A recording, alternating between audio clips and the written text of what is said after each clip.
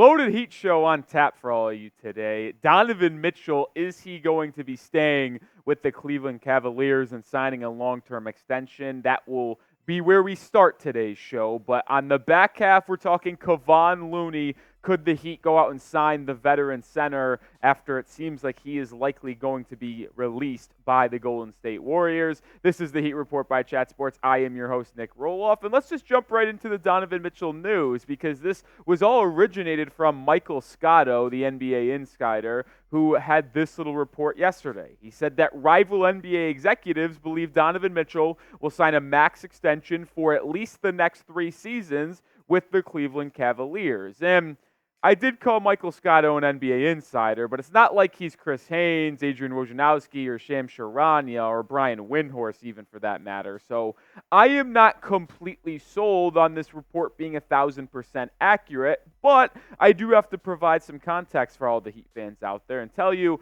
that some other people like Windhorst and Shams have also hinted at the fact that the majority of people believe Donovan Mitchell will be signing a long-term deal with the Cleveland Cavaliers that he is eligible for this offseason, which we'll talk more about in just a second. But we are struggling in a big-time way in our shares leaderboard in the month of June. We are in last place from our Eastern Conference teams. Yes, you heard that correctly.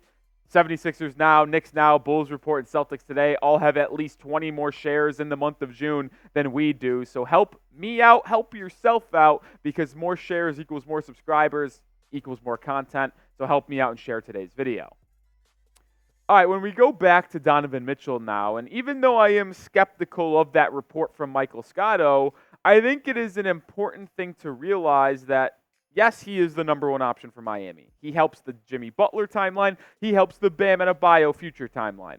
But Miami and Pat Riley needs to have a backup plan in place if Mitchell does sign with the Cavaliers long term, so the Heat can go a different way and still upgrade this roster to get better from last season and really the last 2 years where you've been a play-in team. Running it back would be absolutely malpractice from Pat Riley in this front office. They've done that a couple times now. They obviously ran it back after going to the finals in the bubble, and then they had that disaster of a season. Then they get Kyle Lowry in the offseason and PJ Tucker. They're the 1 seed. They just come up short. They run it back. They're the 8 seed, and then they do make that magical run and run it back, and then, well, first round exits. You cannot do this again. And it sucks to say, but the blueprint is there almost, because we've seen the Boston Celtics. They did not rest on their laurels. They have been as successful in the Eastern Conference prior to this season as Miami was. They made an NBA Finals. They made the Eastern Conference Finals 3 times. They were just never able to get over the hump, just like Miami. What did they do? They shipped out their heart and soul Marcus Smart and got Kristaps Porzingis. Then they swing big and capitalize on Jrue Holiday being available. Like, Brad Stevens is the best executive in the NBA because of what he has been able to do to surround Jason Tatum and Jaylen Brown, and now they're going to, grosses me to say this, win the NBA Finals. Like, you need to have a plan in place to help Jimmy and Bam so you're not stuck being a play-in team for a 3rd straight season. And that's why July 7th is going to be such an interesting time around the NBA. Why July 7th? 2 players are eligible to sign a long-term extension. Donovan Mitchell, Jimmy Butler. What will happen around that time? Will the Heat offer Jimmy Butler that 2-year Supermax extension? Maybe they will, maybe they won't. Will Donovan Mitchell sign that long-term 3-4-year extension he's eligible to sign with the Cleveland Cavaliers? Well, if he does, well, that kind of puts Miami having to go a different route. But if he doesn't, that still keeps them alive for D. Mitch. So that time, just about a week after NBA free agency opens, will be very interesting and having to be us keep our eye out for in the NBA offseason. So predict it for me. Will Donovan Mitchell stay in Cleveland and sign that long-term deal with the Cavaliers? If you think he's staying, type your S's. If you think he won't and he'll end up being traded this offseason, type your L's. All right, let's talk Kevon Looney now, the center from the Golden State Warriors, and if the Heat should sign the long-term veteran center from UCLA. Why is this a talking point? Well, the original report came from someone who covers the Golden State Warriors, but it was kind of aggregated here by Evan Cedery, who said Looney will likely be released by the Warriors to save money on their tax bill. Only $3 million of Looney's $8 million salary is guaranteed until it fully locks in on June 24. If Looney is released, expect plenty of interest. And now that is very important for Miami because obviously backup center is still a big need for the Heat. And Kevon Looney has been one of the best centers in the NBA in terms of rebounding and being a glue guy for a contending team over the last 6 or 7 seasons. We'll talk about Looney and his fit in just a second, but make sure you are subscribed because we are going to bring you Miami Heat videos on a daily basis. We have 11,311 subscribers. We're on the road to 12K. Can we get there before free agency opens in 2.5 weeks? That's the goal. Hit that sub button if you want to stay locked in with everything surrounding the Heat. All right, Looney's numbers aren't going to pop off the stat page, if you will.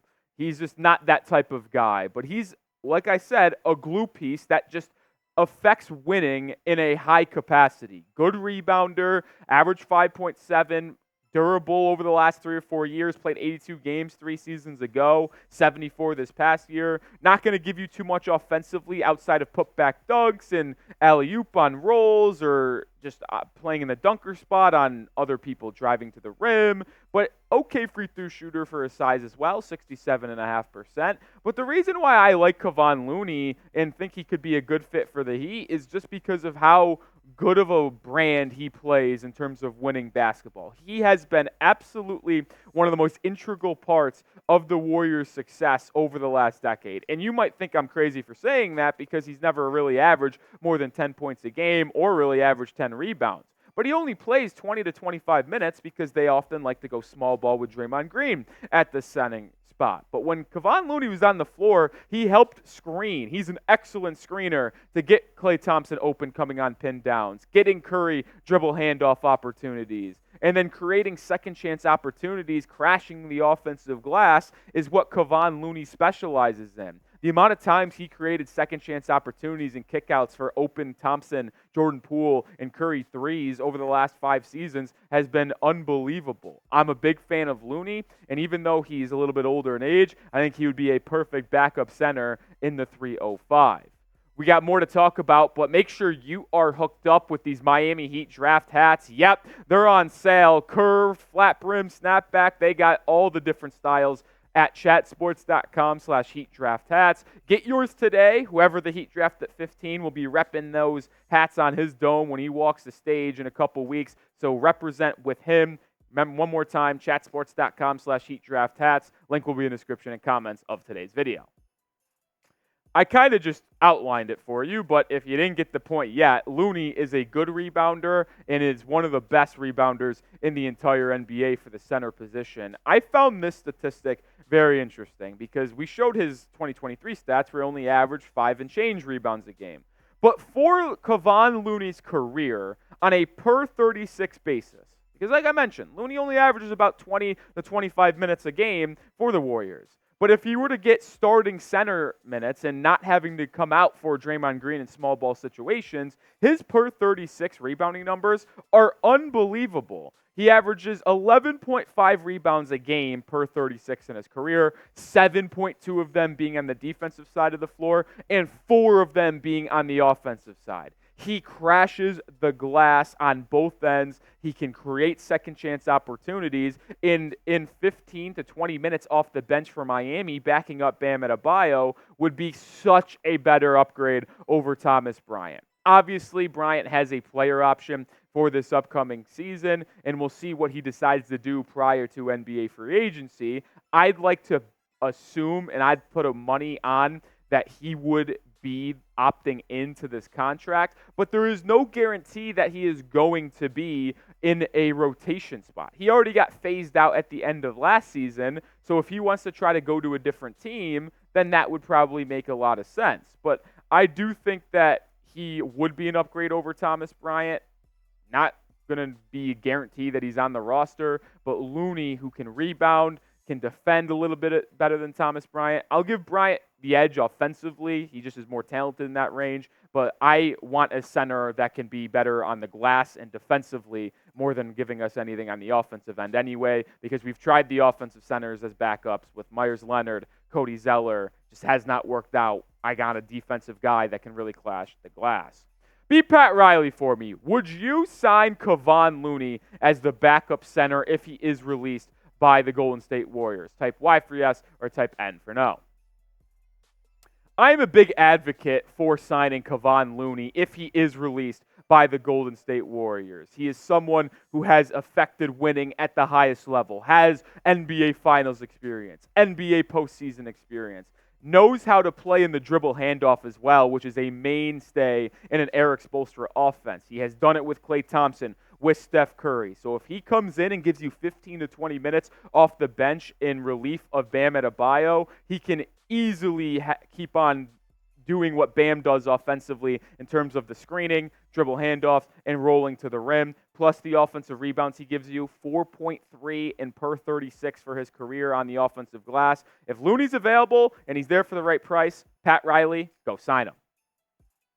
But that is the question, right? Would the Heat be able to sign Pat Riley due to his price? You saw the tweet earlier. There's expected to be a lot of interest on Looney if he is on the open market. And why wouldn't he? He's an experienced backup center that has a lot of importance in winning basketball. So to me, with the Heat being $4.6 million underneath the second apron of the luxury tax, this contract would have to be relatively cheap. Now, we have mentioned this in the past, but Miami and the state of Florida having no state income tax is a factor because they can offer a little bit less than a team like Boston can per se, just for an example. And you can say to the free agent, well, you're getting actually more money, even though we're offering you less, due to no taxes. So it would be interesting to see what Looney gets paid. I would probably assume it's in the $5 to $8 million range. So if he would sign on that lower end spectrum at $4 or $5 million, the Heat might be in play here.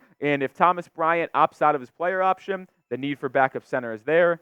Looney, sign him for $4 or $5 mil. I'm all in, but hopefully the Heat don't get outpriced. That'll do it for today's video. If you haven't already, follow me on Twitter at Nick_Roloff. We are going to talk more Heat basketball in between every single YouTube video we drop. So if you want to stay up to date on everything Miami, best way to do it is subscribe to the channel and follow me over at Twitter. I'll see you with a video tomorrow. Go Heat.